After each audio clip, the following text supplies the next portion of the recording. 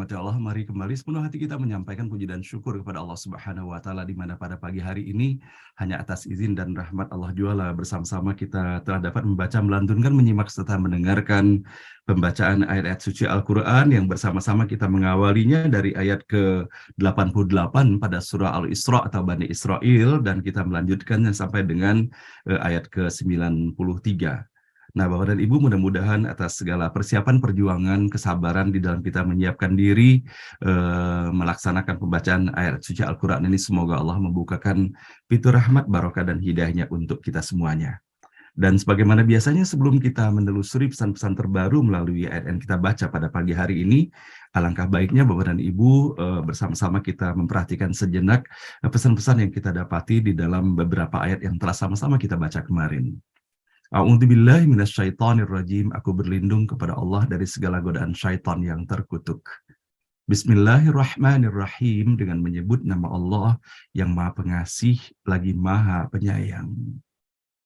Dari ayat yang sama-sama kita baca pada ayat ke-85, Allah mengingatkan kepada kita semuanya sesungguhnya bahwa betapa terbatasnya segala ilmu, pengetahuan, sebanyak apapun yang kita miliki dibandingkan dengan pengetahuan Allah Subhanahu wa Ta'ala.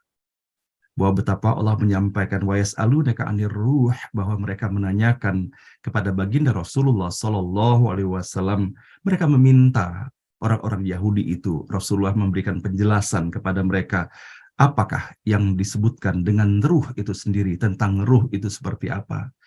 Dan sesungguhnya Bapak dan Ibu, tidak ada yang dikatakan oleh Rasulullah melainkan semuanya adalah merupakan wahyu-wahyu dari Allah Subhanahu wa Ta'ala. Dan Rasulullah pun menjawab atas apa yang Allah perintahkan kepada qulir ruh min amri rabbi, bahwa ruh itu adalah permasalahan dan urusan daripada Tuhanku. Dan Allah menyampaikan wa ma utitum minal ilmi illa qalila, bahwa sesungguhnya betapa terbatasnya untuk bisa kita mengetahui apa sesungguhnya rahasia-rahasia Allah yang dihadirkan di dalam kehidupan ini. Dan kemudian kita bisa mendapati Bapak dan Ibu, sebagaimana Allah menyampaikan, kalaupun kami kehendaki, pasti kami halau apa yang kami wahyukan kepadamu, kemudian engkau tidak akan mendapatkan pembela menghadapi kami. Untuk menunjukkan kepada kita semuanya sebagaimana kita bisa dapati dalam kehidupan ini Bapak dan Ibu, bahwa sesungguhnya segala sesuatu yang telah ada dan melekat di dalam diri kita hanyalah merupakan amanah semata dari Allah Subhanahu wa Ta'ala, dan setiap saat Allah bisa mengambilnya kembali atau meniadakannya, termasuk hidayah sekalipun. Bahwa betapa banyak sesungguhnya Bapak dan Ibu kita bisa mendapati dalam kehidupan ini atau di dalam kehidupan diri kita sendiri. Boleh jadi kita sudah mengetahui pesan-pesan Allah itu, namun ketika Allah akan melunturkan semuanya itu dari apa yang kemudian kita lakukan dalam kehidupan ini, bahwa betapa banyaknya kemudian kita tetap saja melakukan perbuatan-perbuatan yang tidak Allah sukai di dalam kehidupan ini.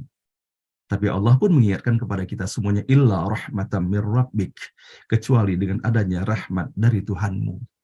Maka sesungguhnya Bapak dan Ibu, melalui ayat yang kita baca ini, semoga menjadi peringatan dan pembelajaran secara seksama pula bagi kita semuanya, bahwa betapa kecilnya sesungguhnya keberadaan kita dalam kehidupan ini di hadapan Allah Subhanahu wa Ta'ala. Maka tidak ada sesuatu yang sepatutnya membuat kita menjadi lupa diri, apalagi menyombongkan diri di hadapan Allah Subhanahu wa Ta'ala. Ketika kita menyombongkan diri, sejatinya bukan menyombongkan di hadapan manusia, tetapi menyombongkan diri di hadapan Allah Subhanahu wa Ta'ala. Dikarenakan Allah Maha melihat dan mencatat segala sesuatu yang kita lakukan di dalam kehidupan ini. Kalaulah kita menyadari bahwa kita setiap saat diawas oleh Allah Subhanahu wa Ta'ala, maka sepatutnya tidak akan mungkin kita melakukan perbuatan-perbuatan yang tidak disukainya. Maka sesungguhnya ketika kita masih juga melakukan perbuatan-perbuatan yang tercela dan perbuatan dosa itu, maka sesungguhnya pada hakikatnya ketika kita melakukan perbuatan-perbuatan tersebut, maka keimanan itu sirna dari dalam diri kita semuanya. Maka kita memohon kepada Allah Bapak dan Ibu, semoga Allah lindungi dan jaga kita semuanya sampai dengan akhir kehidupan ini. Dan baiklah, mudah-mudahan atas apa yang kita dapati dalam ayat sebelumnya, Allah berikan kemudahan pula di dalam kita menelusuri pesan-pesan yang terdapat dalam ayat terbaru yang kita baca pada pagi hari ini. Pada ayat ke-88 Allah berfirman, qul la in ijtama'atil insu wal jinnu ala ayyatu bimithli hadzal qur'an la ya'tuna bimithlihi walau kana ba'duhum li ba'din dhahira. Katakanlah, sekiranya manusia dan jin berkumpul untuk membuat sesuatu semacam Al-Quran ini, mereka tidak akan sanggup membuat yang semacamnya, sekalipun mereka satu dengan yang lain saling membantu. Ayat ke-89. Walaqad sarrafna lin-nasi fi hadzal Qur'ani min kulli mathal fa aba aktsarun nasi illa kufura. Dan sudah kami jelaskan kepada manusia di dalam Al-Quran ini berbagai macam perumpamaan secara berulang-ulang. Tetapi kebanyakan manusia enggan menerimanya, bahkan tidak tahu berterima kasih. Ayat ke-90, wa qalu lan nu'mina laka hatta tafjura lana minal ardi yanbu'a. Bahkan mereka berkata, kami tidak akan percaya kepadamu sebelum kau pancarkan bagi kami mata air dari bumi. Au takuna laka jannatum min nakhili wa 'inabin fatufajjiral anhara khilalaha tafjira. Atau sebelum kau mempunyai kebun pohon-pohon kurma dan anggur dan sungai-sungai yang di tengahnya memancarkan air yang melimpah. Au tusqitas samaa'a kama za'amta 'alaina kisafan au ta'tiya billahi wal malaikati qabila. Atau kau jatuhkan langit berkeping-keping seperti yang kau dakwakan akan terjadi terhadap kami. Atau kau datangkan Allah dan para malaikat berhadapan muka dengan kami. Au yakuna laka baitum min zukhrufin aw tarqa fis sama' wa lan nu'mina liruqika hatta tunazzila 'alaina kitaban naqra'uh. Qul subhan rabbi hal kuntu illa basyarar rasula. Atau engkau mempunyai sebuah rumah berhiaskan emas, atau engkau naik ke langit, dan kami tidak akan percaya kenaikanmu sebelum engkau turunkan kepada kami sebuah kitab yang dapat kami membacanya. Qul subhana rabbi hal kuntu illa basyarar rasula. Katakanlah, Maha suci Tuhanku, bukankah aku hanya seorang manusia, seorang rasul. Shadaqallahul azim. Maha benar dan maha agung Allah dengan segala firman-Nya. Ibu dan Bapak yang dirahmati Allah, dari ayat-ayat yang kita baca pada pagi hari ini, Bapak dan Ibu mengingatkan kepada kita semuanya bahwa sesungguhnya peringatan Allah yang terdapat di dalam ayat ke-88 ini mengenai bahwa bagaimana mereka meragukan Al-Quran, dan Allah menyampaikan hal ini berulang-ulang sesungguhnya Bapak dan Ibu. Sebagaimana kita dapati selain daripada ayat ke-88, Allah menegaskan hal ini dalam surah Al-Baqarah pada ayat ke-23. Wa in kuntum fi raibin mimma nazzalna ala abdina fa'tu bi suratin min mithlih wad'u syuhada'akum min dunillahi in kuntum shadiqin. Dan jika kamu meragukan Al-Quran yang kami turunkan kepada hamba kami, maka buatlah satu surah semisal dengannya dan ajaklah penolong-penolongmu selain Allah, jika kamu orang-orang yang benar.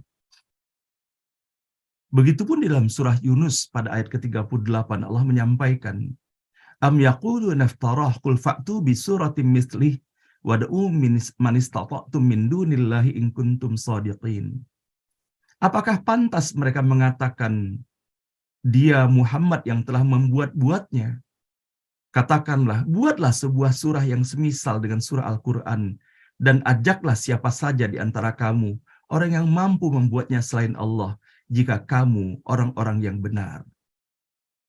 Nah, kita bisa mendapati pula Bapak dan Ibu bahwa bagaimana Allah Subhanahu wa Ta'ala menyampaikan kepada kita semuanya setelah Allah menyampaikan tantangan sebagaimana yang kita dapati dalam surah Al-Baqarah pada ayat ke-23 tersebut. Maka Allah pun menyampaikan di dalam ayat ke-24, fa'illam taf'alu wa lan taf'alu fattaqun naral lati waquduhan nas wal hijarah uiddat lil kafirin. Jika kamu tidak mampu membuatnya dan pasti tidak akan mampu, maka takutlah kamu akan api neraka yang bahan bakarnya manusia dan batu yang disediakan bagi orang-orang yang kafir. Nah, dalam hal ini Bapak dan Ibu yang dirahmati Allah, bahwa atas apa yang berlaku yang kita dapati pada ayat 88 yang kita baca pada pagi hari ini, ataupun pada ayat-ayat lain sebagaimana yang kita dapati pada surah Al-Baqarah tadi itu. bahwa sesungguhnya Bapak dan Ibu dari apa yang kita dapati tersebut mengingatkan kita semuanya bahwa pada peristiwa Musailamah Al-Kadzab, bahwa hadir pada masa kehidupan Rasulullah SAW setelah menyampaikan pengingkaran pendustaan terhadap apa yang disampaikan oleh Rasulullah, bahwa sesungguhnya apa yang disampaikan oleh Rasulullah merupakan ayat-ayat yang disusun dan direka-reka oleh Rasulullah sendiri, dan bahkan kemudian ia mengatakan bahwa ia pun bisa membuat ayat seperti itu. Maka sesungguhnya Bapak dan Ibu bisa dibayangkan ketika itu masyarakat Arab yang sangat terkenal dengan kepiawaian-piawaian mereka dalam hal sastra, dalam hal syair-syair. Maka salah satu di antaranya yang digelar dengan Musailamah Al-Kadzab, di mana ia mengaku sebagai Tuhan dan melakukan pembohongan itu. Ia pun membuatkan sebuah syair dan ia mengatakan bahwa apa yang dituliskannya itu setara dengan apa yang dituliskan yang disampaikan oleh Rasulullah SAW. Maka salah satu yang disampaikan oleh Musailamah Al-Kadzab, hai katak, anak dari dua katak, pekikkan suaramu apa yang ingin kamu pekikkan, bagian atas engkau di air dan bagian bawah engkau di tanah.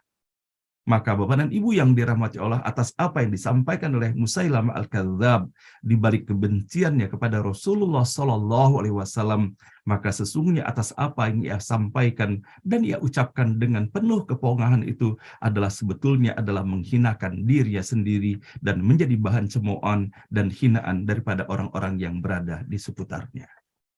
Nah, Bapak dan Ibu yang dirahmati Allah, kalau saat kita memperhatikan pula bagaimana Allah menjelaskan kepada kita semuanya. Walaqad sarrafna lin-nasi fi hadzal Qur'ani min kulli matsal fa aba aktsarun nasi illa kufura. Dan sudah kami jelaskan kepada manusia di dalam Al-Qur'an ini berbagai macam perumpamaan, tetapi kebanyakan manusia enggan menerimanya, bahkan tidak tahu berterima kasih.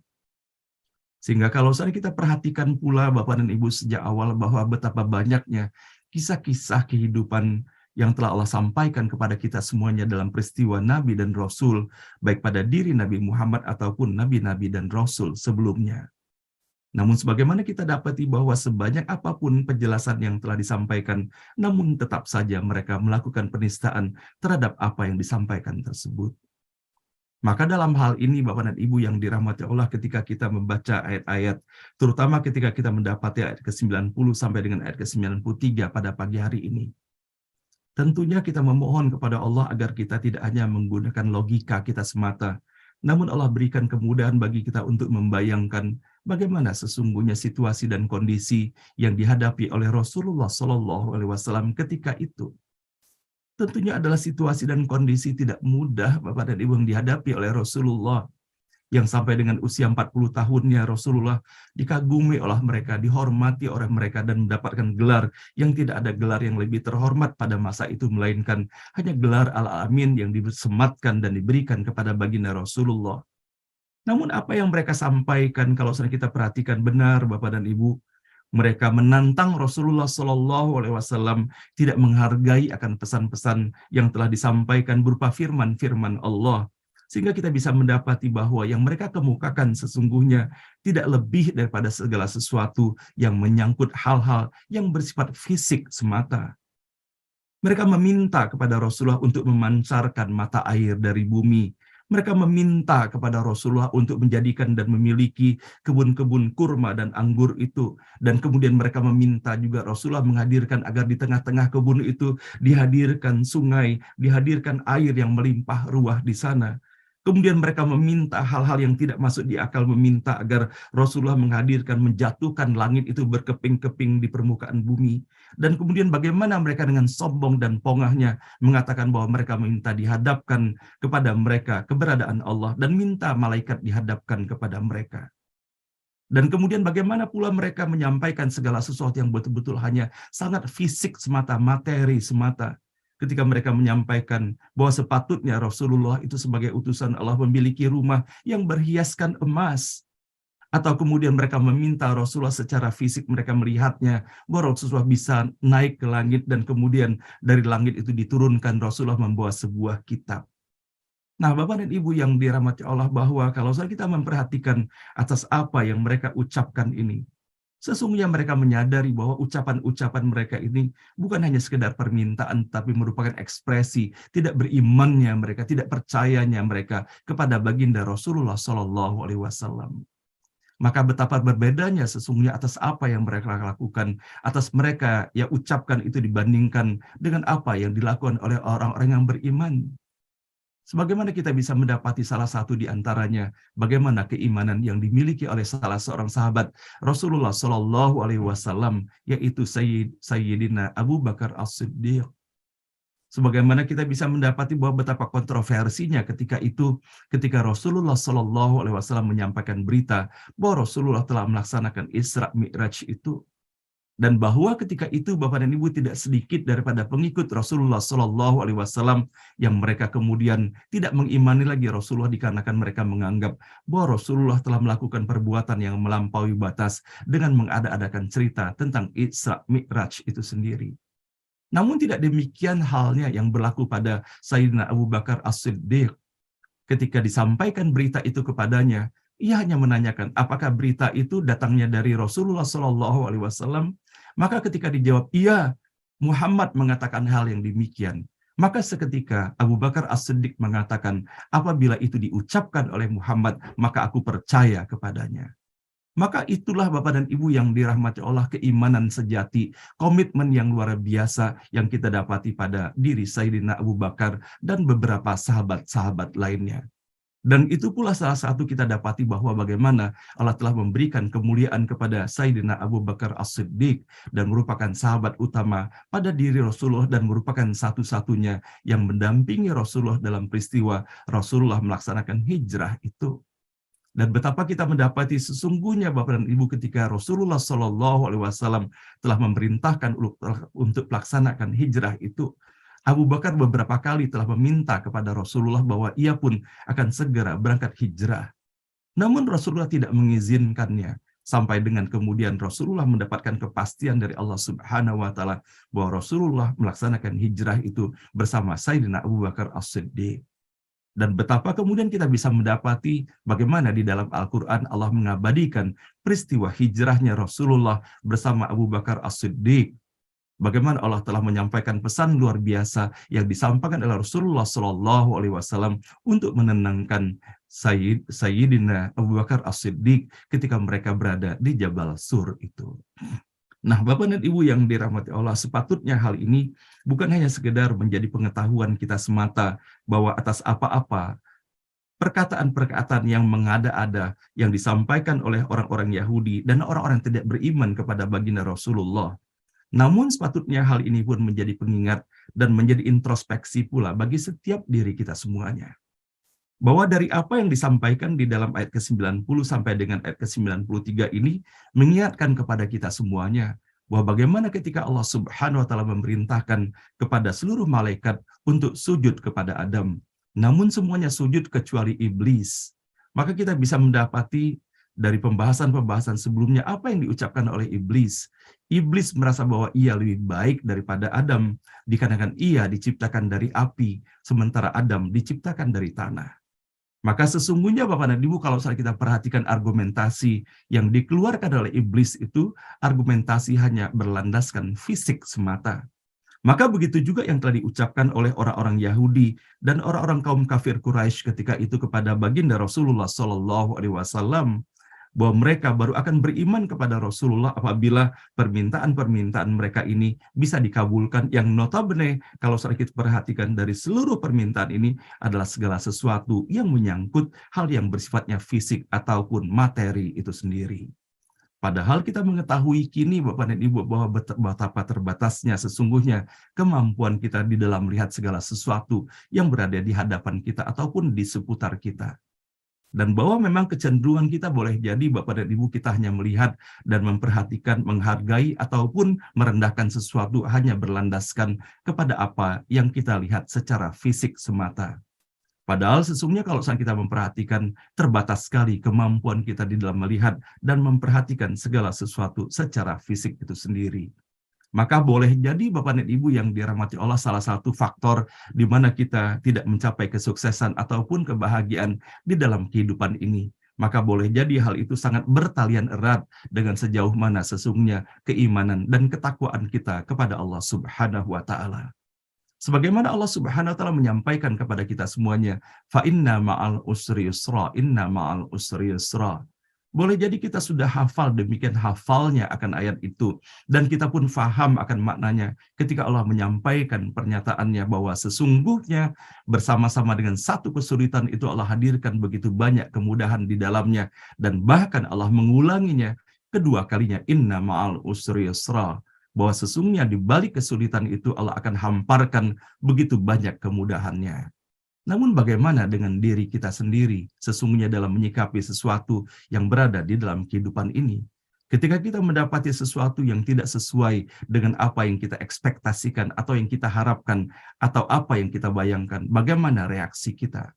Apakah serta-merta meluncur sesuatu dari ucapan kita, sikap kita, raut wajah kita, ataukah kita merenungkannya terlebih dahulu?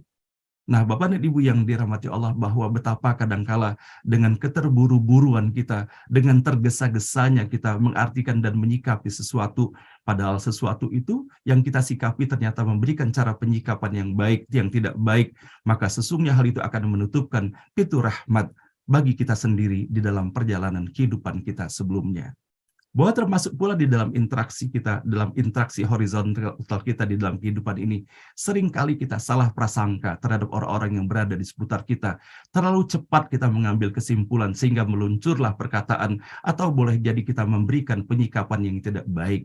Padahal sesungguhnya boleh jadi sesungguhnya kalau saja kita menempatkan sedikit saja kesabaran, maka kita akan mendapati bahwa begitu banyaknya rahmat yang Allah berikan bagi kita semuanya.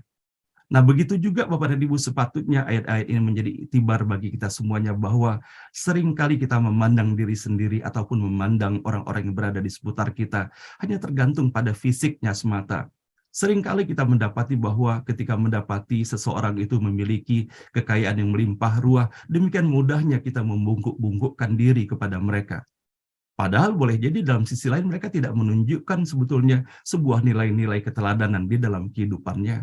Atau sebaliknya, boleh jadi sebaliknya kita pun begitu juga menganggap rendah orang lain, dikarenakan kita mendapati bahwa secara fisik boleh jadi tidak sesuai dengan standar kehidupan ataupun nilai-nilai yang menjadi nilai yang kita tempatkan sebagai nilai pribadi kita sendiri. Nah, sehingga sering kita bisa mendapati Bapak Ibu sekalian bahwa seringkali kita terkecoh di dalam kehidupan ini. Kita boleh jadi kita menganggap orang sedemikian rupa, kita agung-agungkan, padahal boleh jadi suatu ketika kita pun akan kecewa karenanya. Atau sebaliknya kita menganggap remeh, memandang rendah kepada seseorang, padahal boleh jadi sesungguhnya melalui orang itu akan terbuka pintu rahmat yang luar biasa bagi kita semuanya. Nah, Bapak dan Ibu yang dirahmati Allah, betapa sesungguhnya kalau kita memperhatikan kembali kepada ayat yang kita baca pada pagi hari ini, begitu kasarnya mereka kepada baginda Rasulullah Shallallahu Alaihi Wasallam, tidak memandang sedikit pun mereka kepada baginda Rasulullah bahwa selama ini Rasulullah adalah orang-orang yang mereka puji sesungguhnya. Maka kita bisa mendapati bahwa tidak ada yang dikatakan oleh Rasulullah, melainkan semuanya itu adalah merupakan segala sesuatu yang Allah wahyukan kepadanya. Sehingga bagaimana cara Rasulullah menyikapi atas apa yang mereka sampaikan, sebatutnya pula menjadi iktibar dan pembelajaran bagi kita semuanya. Ketika Allah memerintahkan kepada Rasulullah untuk mengatakan, "Qul," katakanlah, "Subhana Rabbi hal kuntu illa basyarar rasula." Maha suci Tuhanku, bukankah aku hanya seorang manusia, seorang Rasul? Sehingga kita bisa mendapati Bapak dan Ibu betapa panjangnya ucapan-ucapan yang telah mereka sampaikan. Dari ayat ke-90 sampai dengan ayat ke-93, 2/3 lebih daripada ayat ke-93 itu menggambarkan ucapan-ucapan mereka menghina Rasulullah sesungguhnya. Namun yang disampaikan Rasulullah tidak menanggapi atas apa yang mereka ungkapkan itu, melainkan hanya ungkapan yang sangat pendek, dan itu adalah ungkapan yang sangat bernas dan berisi tuntunan Allah kepadanya. Maha suci Tuhanku, bukankah aku hanya seorang manusia, seorang Rasul? Semoga hal ini pun menjadi iktibar, menjadi contoh bagi kita, Bapak dan Ibu, seandainya kita mendapati di dalam kehidupan ini ada ungkapan-ungkapan, ucapan-ucapan secara langsung, secara lisan, atau boleh jadi melalui tulisan. Kalau saya kita memandang bahwa ucapan-ucapan itu tidak bermakna dan bahkan merugikan diri kita sendiri apabila kita melarutkan diri dan merenungkan segala ucapannya, maka lebih baik tidak usah ditanggapi, Bapak dan Ibu. Sebagaimana Rasulullah tidak menanggapi satu pun dari apa yang mereka sampaikan, melainkan hanya mengatakan, Subhana Rabbi hal kuntu illa basyarar rasulah. Maha suci Tuhanku, bukankah aku hanya seorang manusia, seorang rasul. Dan begitu pun Bapak dan Ibu, untuk menjadi iktibar, menjadi motivasi pula bagi kita semuanya, bahwa Rasulullah orang yang dimuliakan di langit dan di bumi, menjadi kekasih Allah Subhanahu wa Ta'ala, tidak terlepas di dalam kehidupannya mendapatkan cemoohan, mendapatkan hinaan, dan mendapatkan gunjingan dan sebagainya. Apalagi kita, Bapak dan Ibu, sehingga kalau seandainya kita mendapati dalam kehidupan sehari-hari ada ucapan ataupun perbuatan yang tidak berkenan, ataupun dalam kesendirian kita terasa sedih karenanya, maka tidak perlu bersedih secara hakikatnya. Semoga kita diberikan kekuatan oleh Allah Subhanahu wa Ta'ala, bahwa ketika kita bersabar dalam situasi dan kondisi yang demikian, maka Allah akan bukakan pintu rahmat dan kasih sayang seluas-luasnya bagi kita semuanya. Tidak ada tempat mengadu bagi kita selain hanya kepada Allah Subhanahu wa Ta'ala. Hasbiyallah, hasbunallah wa ni'mal wakil. Bahwa tidak ada perwakilan kita, tidak ada tempat menolong kita, tidak ada tempat curhat terbaik bagi kita semuanya, Bapak dan Ibu, melainkan hanya kepada Allah Subhanahu wa Ta'ala. Dan begitu pun jangan pernah lelah, Bapak dan Ibu, kita untuk menyampaikan pesan-pesan kebaikan dan melaksanakan kebaikan di dalam kehidupan ini. Namun tidak perlu pula kita terlalu berharap, Bapak dan Ibu, apalagi memaksakan bahwa setiap orang harus mendengarkan atas apa yang kita sampaikan. Karena Allah telah memberikan tuntunan luar biasa kepada baginda Rasulullah SAW yang patut pula menjadi iktibar bagi kita semuanya. Innaka la tahdi man ahbabta, walakinnallaha yahdi man yasha. Sesungguhnya engkau tidak akan bisa memberikan petunjuk meskipun kepada orang yang kau cintai, tetapi hanya Allah yang bisa memberi petunjuk kepada siapa yang dikehendakinya. Maka apabila kita merasakan kegalauan di dalam kehidupan ini, merasa ketidakpuasan terhadap segala sesuatu yang berlaku, maka kembali kita hanya panjatkan, memohon pertolongan kepada Allah. Dan Allah yang Maha Penolong dan Allah Maha Pembuka pintu rahmat, barakah, dan hidayahnya untuk kita semuanya. Shadaqallahul azim, maha benar dan maha agung Allah dengan segala firman-Nya. Subhanaka la ilma lana illa ma 'allamtana innaka antal alimul hakim.